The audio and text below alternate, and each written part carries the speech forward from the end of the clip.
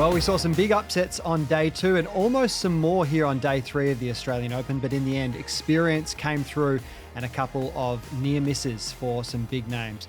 Bree joining me on the tennis spotlight. Welcome back, Bree.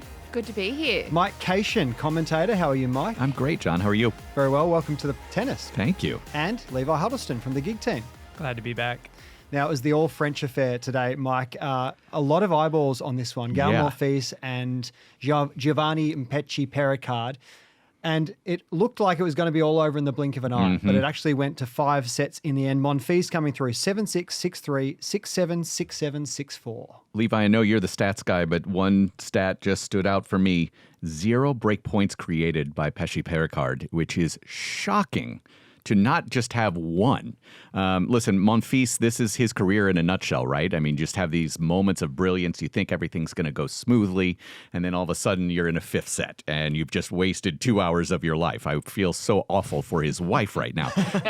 But listen, he did enough coming off of a title last week as well, just to have that energy, summon something special late. But really, I just keep going to this thought of Mpetshi Perricard, right? Just not creating a single break chance. And after gaining all that momentum of winning the 3rd after being match points down, winning the 4th in a tiebreak as well, and then just to let the foot off the gas at the beginning of the 5th and let Monfils off the hook there. It's just one of those inexcusable things, but it's also very young in his career, right? He's a young guy. He's going to be fine. He'll be a top 20 player for much of his career, if not much, much higher. But man, that's a really disappointing result for him here today. Yeah. All right, Levi, take us deeply inside the numbers then. What are they telling us? Well, as you know, the match was incredibly tight. So I'll preface it all by saying, there's these data points can tell a story, but it's just so close and it comes down to the margins. So I looked at some things I thought were interesting. What I saw was first serve 1 percentage, right? Mpetshi Perricard, usually at 80% over a 52-week average. Today, he was at 74%. So his first serve level dropped a bit. Well, Monfils actually increased by about 10%. So Monfils stepped it up, and I don't think a lot of us were expecting that. No. There was all this hype around Mpetchi's got the best first serve. He actually has 2 first serves. What's going to happen? So I think we saw the level drop a little bit. Maybe it was the nerves out there. So I have to agree, not creating a break point, Monfils holding 28 service games. That's just impressive. 100%. I was startled to see that. And on top of it, I mean, playing Monfils, right? Like, he's the French god, right? Yeah, everybody's looked up to him for so very long. And then just this opportunity to play him at a Grand Slam. And especially, I talked about that let-off early in the 5th set. All of a sudden, you can see the finish line, right? And then just like, I'm going to beat Gael Monfils. I'm going to beat him. And then it's just like you have that one flat moment, and that's it. Oh, I mean, that's why I guess he's an idol. He has that ability. One other thing we saw was that Gael ran about twice as much in terms of sprints, more than twice. So he was, just covering so much more court, which I think made it difficult for Mpetshi Perricard to really finish off and win more of his first serves. Maybe it's the nerves, but also Gael Monfils is an excellent mover and was sprinting all over the place. There were some spectacular shots on show. It was really one for the true tennis spectators, wasn't it? Yeah. One thing too, right, there's been a lot of a spotlight on Mpetshi Perricard because of what he just did in Brisbane International against Kyrgios. Now, he's young. There's also, having that spotlight will put pressure on you too. You're playing a countryman who's an icon. Everyone's talking about how you're the next big thing. And then you go into a big slam. You'd just kind of be losing your brain, wouldn't you? It's a lot to kind of step into. I know, I would. I would. The funny part is he's so emotionally flat. He doesn't have those highs and lows very often. So, I don't... Which is typically what we think of with the French players very often, that they do have those extreme emotionals. That's why he's so unique, is it's just a very flat performance.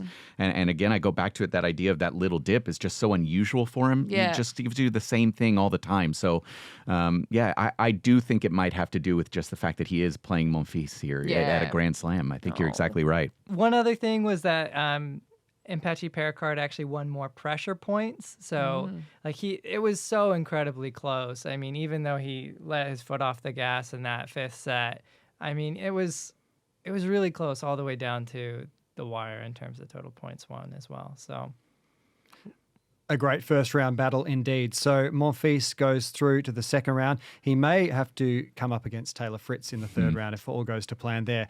Another similar result in that the more experienced campaigner came through after a test, Mike, was Emma Navarro in her first round battle with her compatriot Peyton Stearns. In the end, Navarro 6-7, 7-6, 7-5, a tight 3-set win for the 8th seed. So I actually called one of their matches in college a couple of years ago when they were both playing collegiate tennis. Navarro at the University of Virginia, Peyton Stearns at the University of Texas. Those two both won NCAA titles, so singles titles in consecutive years. They are what we call in the States, they're dogs. Like those are two competitors. Yes, absolutely. You do not want to make it very differently. If you're a dog, doesn't mean you're good. But they're the two players you just don't want to meet in an alley here, one of the beautiful alleys here in Melbourne. So I wasn't surprised to see that length of play here today. They both know each other backwards and forwards. Just incredible competitors. And I know Peyton Stearns had the opportunity to close it out in the second set, serve forward, and that's just a very disappointing result for her. And I think that's kind of one of those difficult moments for her because, fair or not, she's going to be always linked to Emma Navarro. And, those two winning NCAA titles in consecutive years where, especially on the collegiate tennis side, women's college tennis has kind of lagged behind the men. They're kind of leading the way along with Danielle Collins. And so, knowing how much it meant to both of them, I wasn't really surprised to see Emma find a way through in the end because she just does have a little bit of more of that high-level experience at this stage of her career. Yeah, no, I totally agree. Going in, we'll talk about the win predictor a little bit. So it was at 63% Navarro. It obviously dipped down a bit as she had to claw her way out. So that was interesting to kind of see that comeback happen. What I noted, again, incredibly close. You have to really focus on a couple stats, I think, to see where the difference was. But in terms of Emma Navarro's contact position on a second serve, 97% are in the court. So, I mean, she is in the court. She's being aggressive. And I think that was the difference maker. Stearns only had about 7% inside the baseline. So she was a little bit more relaxed on that second serve, standing a little bit farther back. And I think that just led for Navarro to take advantage when she needed to. So has that been an ingredient of her game all through the college system as well? Yes, 100%. The college side on the women's side does lag a little bit with the aggression. It tends to be a little bit more passive. That's why she just kind of took the college world by storm because of the fact she showed no fear at any point. She was willing to step in, take a crack, be very offensive. And the same thing with Peyton Stearns. I mean, both of them do have that capability. And especially at the collegiate level where maybe the talent's not as good as it is here, right? Top 50 or so. They both just had the ability to steamroll, which is why both of them were collegiate champions and really just had that ability to dominate and dictate throughout their matches. There were no periods where either player was really on top, like it was sort of up for grabs the whole way through. But what did Emma Navarro do, particularly in that third set, differently to get her nose over the line first? Well, I think she just didn't have as many forced errors. She was creating forced errors on Stearns' side. She was making her hit errors, and it kind of showed. It was, I think, in total 23 forced errors for Navarro versus 34 for Stearns. And these matches are incredibly close. So to see such a difference there, that's the story. That's where the difference was. Did we always expect this matchup would be so close? Mm-hmm. Yeah. Okay. Yeah, I think a lot of us who they're kind of like this moving. Yes, I mean it's one of those things where they know each other so incredibly well, so it could be one of those really awful matches, where one of it just kind of they're just spraying errors. But this one was just again playing at that really good level, right? And again, just they kind of bring out the best in each other, and that's not surprising to see it go as deep as it did. As I was going through the data, I saw this and I thought this is really quite interesting. So although Stearns lost, we measure her ball toss and how much it varies. It actually only varied like 95% of her ball tosses were within this pencil range, about 16 centimeters. It is crazy how stable her ball toss is. And why does that matter? A lot of people might be asking. Well, if it's similar and she's hitting a lot of different locations on the serve, you can't read her serve very well. So I think we can expect quite a bit from her. And I think her serve could be quite dangerous. Can you go and measure everyone's serves now? Yeah, we have everybody's. Oh my God. Tape measure for every player. Okay, we're going to need to do a pod on serves and the differences in each ball throw. Yeah. I would love to do that. You could go on court and we can measure yours. Nobody needs that. Nobody needs that. And it was great to watch because you actually couldn't really tell until the end who was going to win. Correct. It was like, Yeah. oh. Yeah, a great first round battle. So Emma Navarro goes through to the second round. Her next opponent will be Wang Shiyu, who also won her match today. Well, looking ahead now to day 4 and the commencement of the second round, we're going to have a look at a couple of matches. The first of those will be Thanasi Kokkinakis and the 15th seed, Jack Draper. We are very used to seeing Thanasi go 4-5 sets here deep into the night. He's going to have his hands full Against Englishmen too. Yeah. Well, British. British Sorry, not men. English. Oh, boy. British men. That's Oh, right. you're going to get a lot of trouble. Whoopsies. It ain't Andy Murray, but Scottish is English. It's fine. We have an edit button, right? Somewhere? Take this out, Andy. John, who's going to be able to just show up? Yeah. I mean, both of them are dealing with injury concerns right now. I was calling the match right after Thanasi yesterday, the Tommy Paul win over Christopher O'Connell. I thought multiple times, and in fact, I was calling my co-commentator multiple times just saying, I think you need to get over here right now. I think he's going to retire. And I called him 3 times. And yet still he came through. Thanasi's level is what it is, right? And he's having to battle a groin. He's having to battle a shoulder. That has been the story of his career. And you know, I don't mean to take anything away from the numbers. I just find myself thinking, who's going to show up? Who's going to have just enough energy? Whose body is going to break down? Yeah, and that's something that the numbers can't always show. Right. Yeah.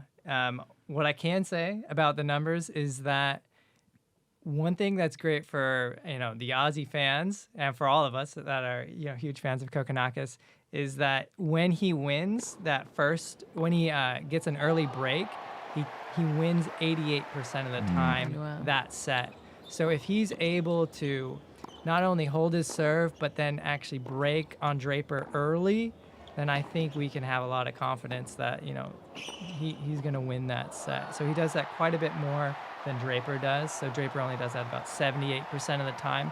So there's a big difference there in terms of how, if they, get that break, they're able to close it out. And so I think tour average is around 81. Is that right? 81%? Yeah. So, I think Draper's just a bit below. Yeah, where which is Kokkinakis surprising. is surprisingly above. Yeah. I go back to it, though. If he plays top level, it's one thing. If he plays an average level because his body won't allow it, I think Draper comes through in 3, maybe 4. Yeah. Yeah, I mean, the head-to-head is 2-1 in Draper's favor, so I would agree. I think that he's probably the favorite going into the match. Where he stands out is, like you said, he's aggressive. First serve return points 1. He's at 43% versus 33% for Kokkinakis, so he has a chance of breaking Kokkinakis' serve with that type of aggression. I think that's going to be pretty dangerous for Kokkinakis to deal with. But the X factor remains, right?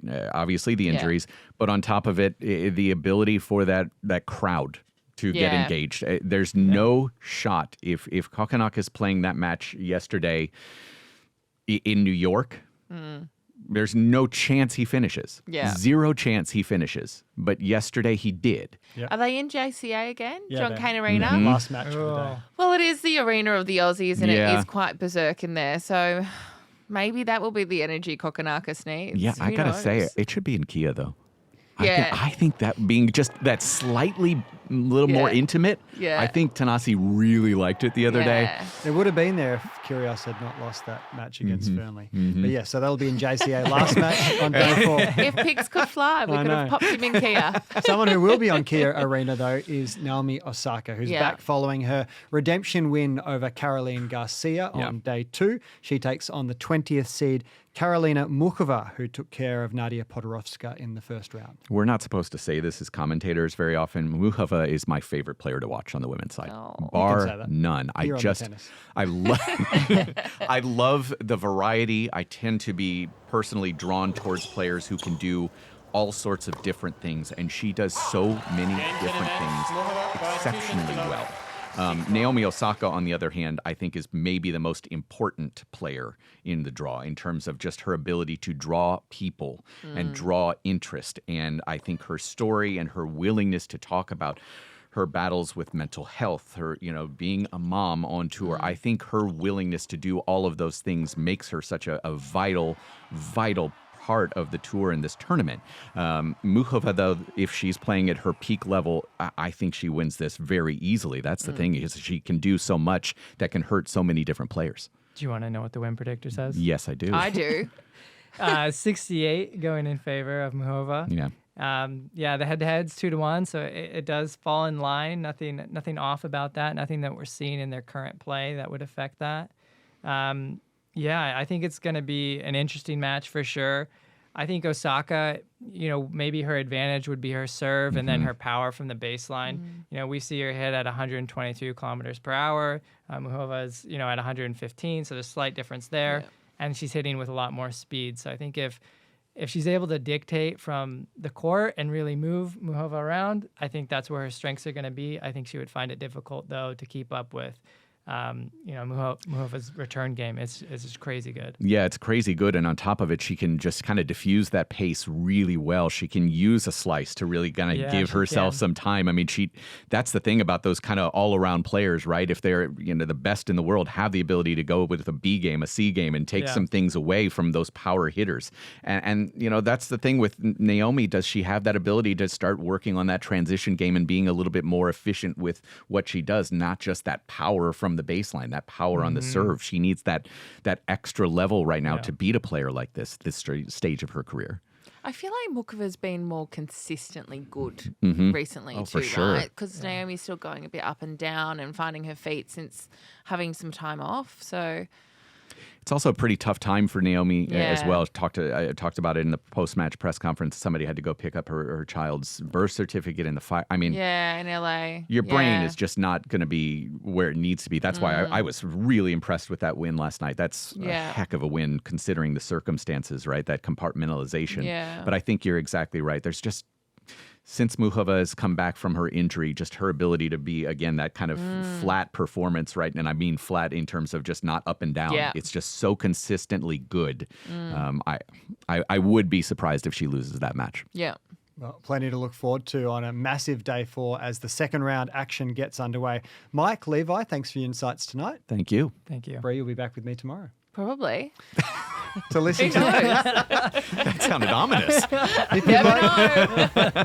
If you'd like to listen to this episode in full, just search for The Tennis wherever you get your podcasts, and you can listen to this and all our previous episodes as well. And don't forget to subscribe. Just hit the bell below and you can watch all of our episodes throughout the year.